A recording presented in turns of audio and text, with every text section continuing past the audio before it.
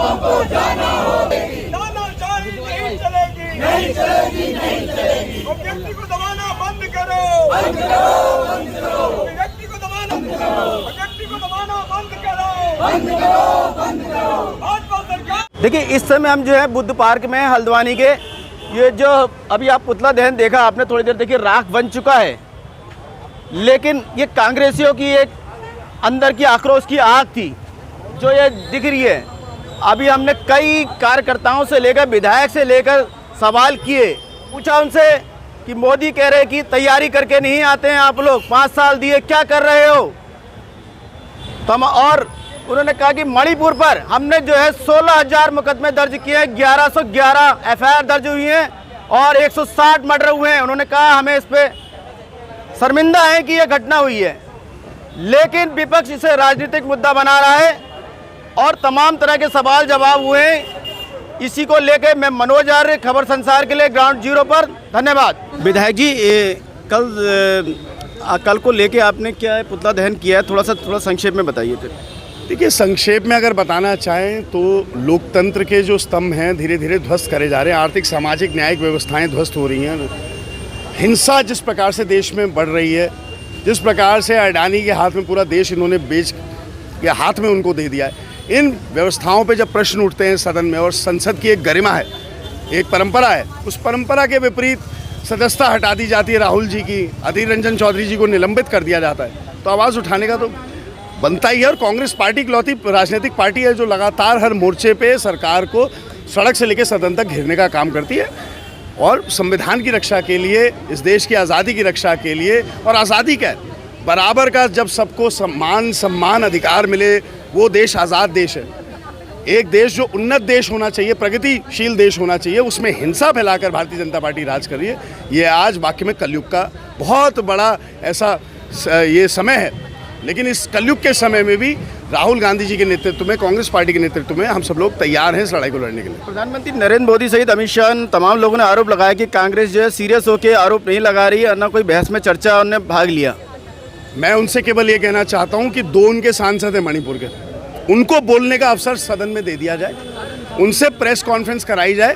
प्रधानमंत्री जी और अमित शाह, प्रेस तो कोई राजनीतिक पार्टी के लोग नहीं है।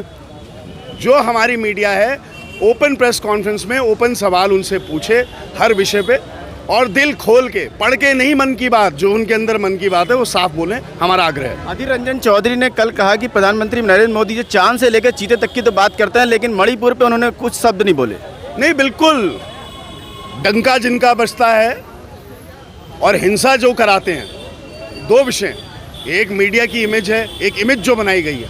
इमेज क्रिएशन में मोदी जी बहुत बढ़िया हैं, लेकिन देश में जो आम आदमी है, जो उसके आंसू हैं, जो महिलाएं हैं जिनका शोषण हुआ मणिपुर में, जो 200 से ज़्यादा लोगों की मृत्यु हुई है मणिपुर में, उस पे एक विषय पर जवाब देने को तैयार नहीं है। कविताएं पढ़ते हैं, व्यंग करते हैं, ये याद रखा जाएगा इतिहास के पन्नों में। ऐसे हमारे प्रधानमंत्री जी। अमित शाह ने बोला है कि उन्होंने जो मणिपुर जो केस चल रहा है, जिसमें 160 हत्याएं हुई हैं और 16,000 करीब मामले दर्ज किए हैं, जिसमें 1115 जो FIR दर्ज हुई हैं, तो वो कह रहे हैं हम लगातार कार्रवाई कर रहे हैं, विपक्ष बेमतलब मुद्दा बना रहा है। तो हरियाणा में क्या हो रहा है? हरियाणा में क्यों हाई कोर्ट ने, जब हरियाणा की सरकार ने वहाँ पे बुलडोज़र चलाना शुरू कर दिया, वहीं के हाई कोर्ट ने क्यों संज्ञान लेते हुए उनसे ये पूछा कि आप क्या एथनिक क्लेंजिंग कर रहे हैं? आप पढ़िए, एथनिक क्लेंजिंग कर रहे हैं आप। G20 कराते, क्या है उसका नारा? वसुदेव कुटुंबकम, क्या मतलब है उसका? उस मतलब को पहचानिए। और इनके मतलब में, और ये जो बोलते हैं और जो इनके मन में विष है, ये जहर फैला सकते हैं। कांग्रेस के मन में प्यार है, हम प्यार फैलाते हैं। उन्होंने कहा 2024 में एक बार हम फिर वापस आ रहे हैं। अब वापस आए या नहीं आए, हमेशा तो कोई नहीं रहा है, और जिस दिन कांग्रेस का समय आएगा, ये देश का संविधान वापस आ जाएगा, संरक्षित हो जाएगा, ऐसा मेरा मानना है। आज आपने पुतला दहन किया है, थोड़ा सा बताएंगे किस लिए किया है, क्यों किया है? देखिए, लोकतंत्र में संसद के भीतर सत्ता पक्ष और विपक्ष होता है। विपक्ष में हमारे लोकसभा में जो नेता है अधीर रंजन चौधरी जी, जो लोकसभा विपक्ष के नेता हैं, जिस तरीके से उनकी संसद सदस्यता को निलंबित करने का काम मौजूदा सरकार ने किया, तो बहुत ही वो लोकतंत्र विरोधी कदम है। उनकी आवाज़ को दबाने का, उनके व्यक्ति को दबाने का आपने काम किया है। मैं आपसे ये कहना चाहता हूँ कि सदन में आपका विश्वास, सदन में आपको विश्वास मत है, आपके पास बहुमत है, हम जानते हैं, लेकिन हम अविश्वास प्रस्ताव क्यों लाए? हम अविश्वास प्रस्ताव इसलिए लाए क्योंकि मणिपुर जल रहा है और मणिपुर पर प्रधानमंत्री खामोश हैं। तो हमने प्रधानमंत्री का वक्तव्य सुनाने के लिए, उनकी रिस्पॉन्सिबिलिटी तय करने के लिए, मणिपुर की जनता एक आशा के साथ संसद की तरफ देख रही थी कि प्रधानमंत्री जी क्या बोलेंगे, जख्मों पे मरहम कैसे लगाएंगे।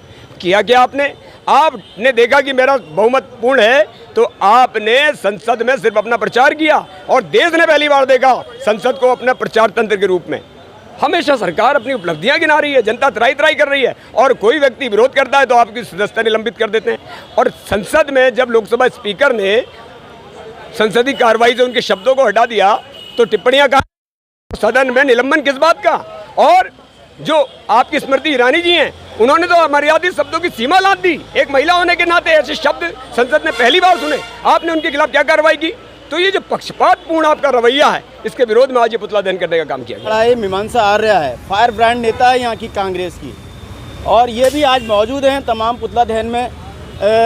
मीमांसा, आज पुतला दहन किया है, कांग्रेसियों के उबाल आया हुआ है, आक्रोश है, तमाम बातें हैं। प्रधानमंत्री ने भी कल तमाम बातें सुनाई, थोड़ा सा दो शब्द बताइए। देखिए, जिस तरह से हम देख रहे हैं संसद में भाजपा सरकार की पूरी तरह से मनमानी चल रही है। इससे पहले भी हमारे राष्ट्रीय नेता, हमारे कांग्रेस पार्टी के और जन जन के नेता राहुल गांधी जी की सदस्यता इन्होंने ख़त्म करने की कोशिश की, लेकिन वो कहते हैं ना कि सत्य की जीत होती है। पुनः राहुल गांधी जी संसद में आके अपना काम कर रहे हैं और सवाल पूछ रहे हैं। और उसके बाद हम देखते हैं कि कल हमारे मोदी जी ने, हमारे जो प्रधानमंत्री, उन्होंने 1 घंटा भाषण दिया, लेकिन बेहद शर्म की बात है कि मणिपुर जहां इतनी हिंसा हो रही है वहां उन्होंने एक शब्द ही नहीं बोला।